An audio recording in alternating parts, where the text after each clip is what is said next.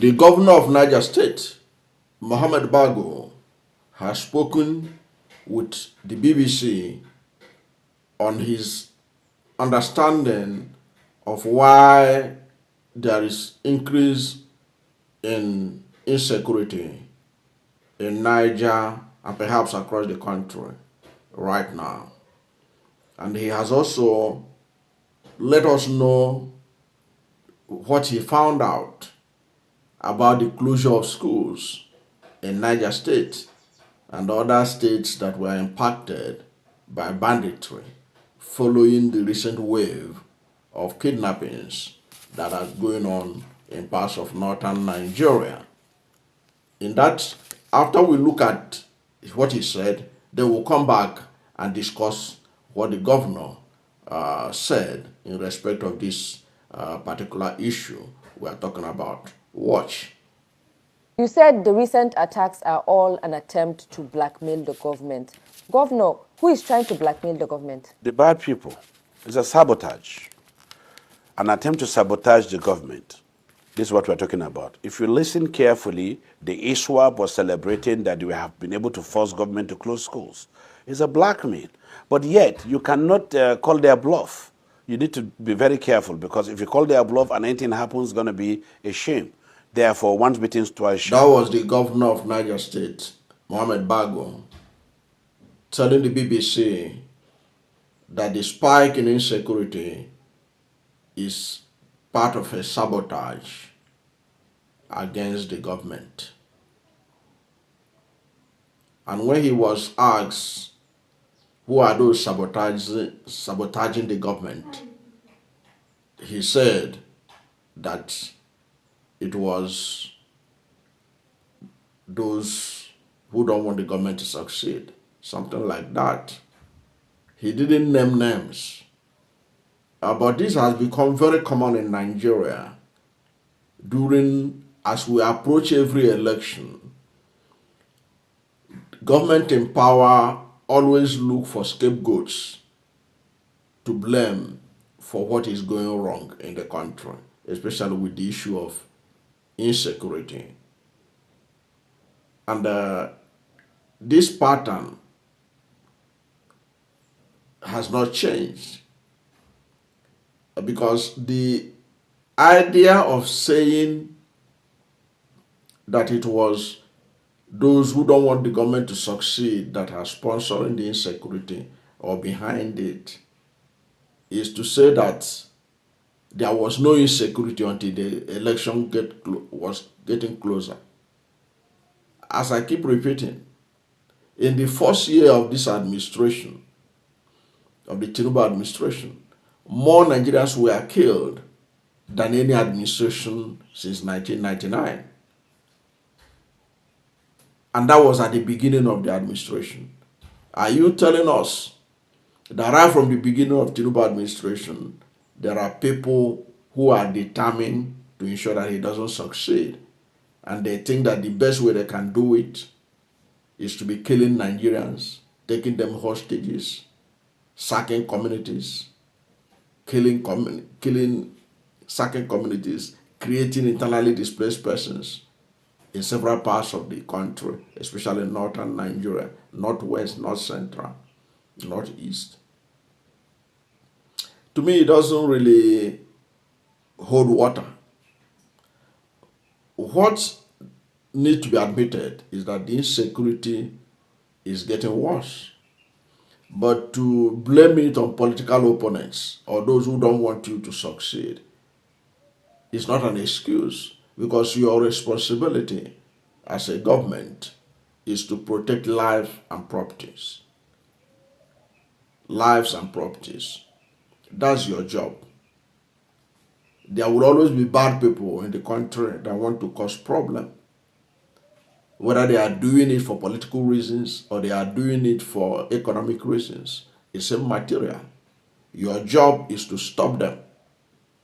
And one funny thing I noticed too, those who tell this tale hardly mentions anybody.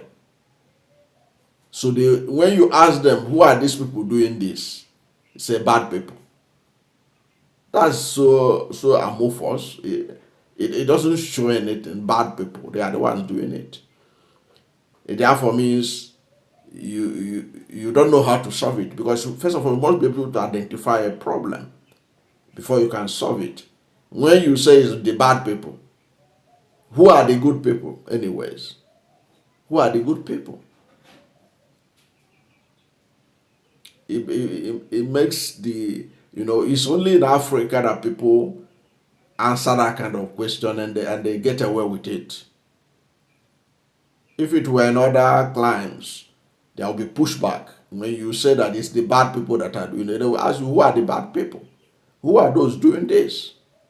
Who are their sponsors? Who are their enablers? And then that takes us to the next question that he looked at: the closure of the schools.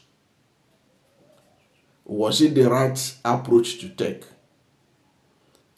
Closure of schools in northern Nigeria, a region that is already educationally backward, disadvantaged, a region that has the least literacy rate in Nigeria, a region that has over 90% of Nigeria's 20 million out of school children. Is that the right thing to do? To close down the schools as a result of insecurity? And he told us there that he learned that the ISWAP, Islamic State West African region, ISWAP, West Africa, Islamic State West African province, that's ISWAP, that they are already celebrating that because of them, schools are closed. Okay? Meaning that perhaps that's part of their agenda, so that Western education will not make progress in the North. But the governor also was smart to say that if you defy them and open the schools and something happens, you will carry the blame. I think the governor is right in saying that if you defy them, you may have challenges. This is because we are talking about a country that has ungoverned spaces. Over 70% of Nigerian landmass is said to be ungoverned. In fact, the BBC reporter that interviewed the governor you're listening to, that traveled to the school in Niger, where the girls were taken away from, where the students were taken away from the Catholic school. She talked about the fact that there was no police checkpoint that they were able to meet, indicating that those places were ungoverned to the level that the security agencies can come out and do anything they like. So in that kind of situation, what do you do? Do you open the school to defy the bandits when you know you don't have men on ground to protect the schools? I think, to me, what the governor and other governors like KB, Plateau, and other northern governors that had decided to shut down the schools until the security situation improves is probably a good thing they did. It was another indication that the APC has failed in providing security. Because whether we like it or not, this closure of school is a win for the ISWAP, for the Boko Haram and all that who don't want Western education. But how do you stop them from having such a big win? It is for you to have a government that has the political will to fight them head on and to have more men recruited into the security agencies and pay them well. Until you do that, we may have to have a situation, particularly in northern Nigeria, where the bandits will continue to determine the academic calendar. And that will be so bad, and that is a bad and sad commentary to the APC, who are in charge of our security right now. That under their leadership, the bandits are determining the academic calendar. This time we're not talking about teachers going on strike. This time we're not talking about university lecturers going on strike. We are not talking about lecturers of colleges of education going on strike.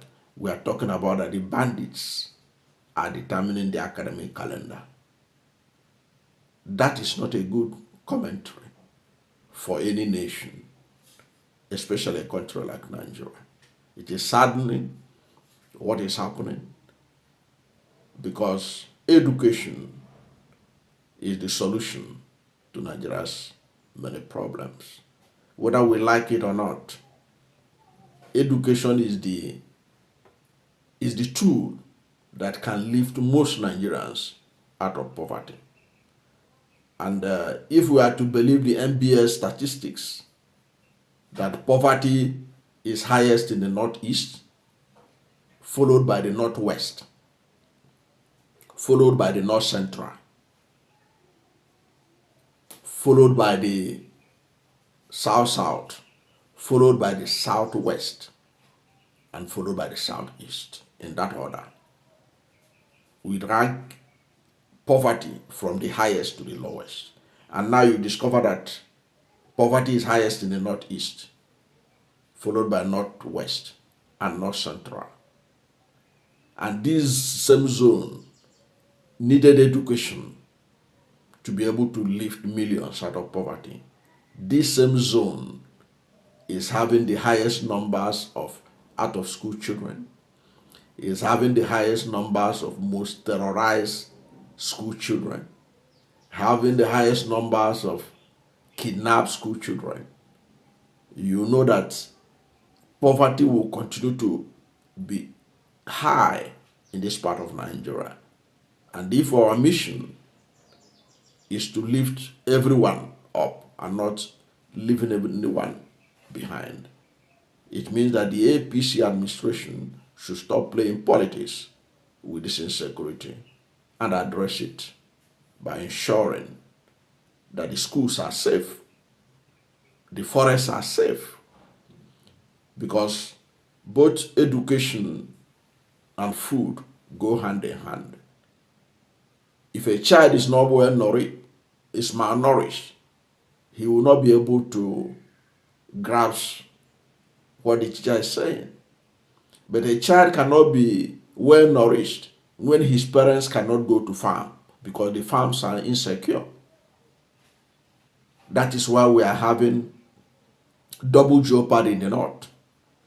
Many farmers in both the North Central, Northeast, Northwest, and this area, particularly North Central and Northwest, they are seen as the food basket of Nigeria.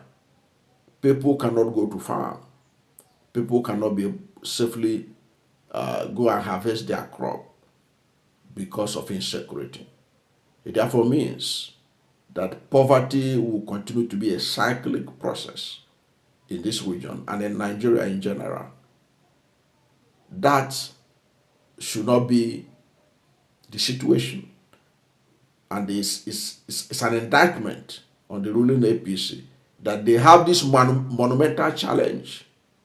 Instead of addressing it, they are more focused in the next election. And why they are ignoring it, to my mind, is because they know that the election is not going to be free and fair. Because if the election is going to be free and fair, there is no way these terrorized Nigerians will return APC back to power. Because the APC has failed them, has failed to protect them. The APC couldn't protect them in their communities, couldn't protect them in their farmlands, couldn't protect their children in their schools? On what basis is APC supposed to be allowed to return in 2027? These are the region, the zone that is bearing the brunt of the hardships caused by Tinubu's so-called economic reforms. In a sane society, APC is a goner. But because elections in Nigeria is not characterized by one man, one vote, anything can happen. And the results will be released by INEC. But any day that elections are free and fair in Nigeria and the votes count, that is the day the insecurity will stop. And that is the day that the politicians will be able to listen to the people and do the right thing. I don't know what you think about the governor's explanation for the continued closure of schools as a result of insecurity, and his claim that it is the bad people that are sabotaging the government through the insecurity. Whatever is your position, let's hear from you at the comment section.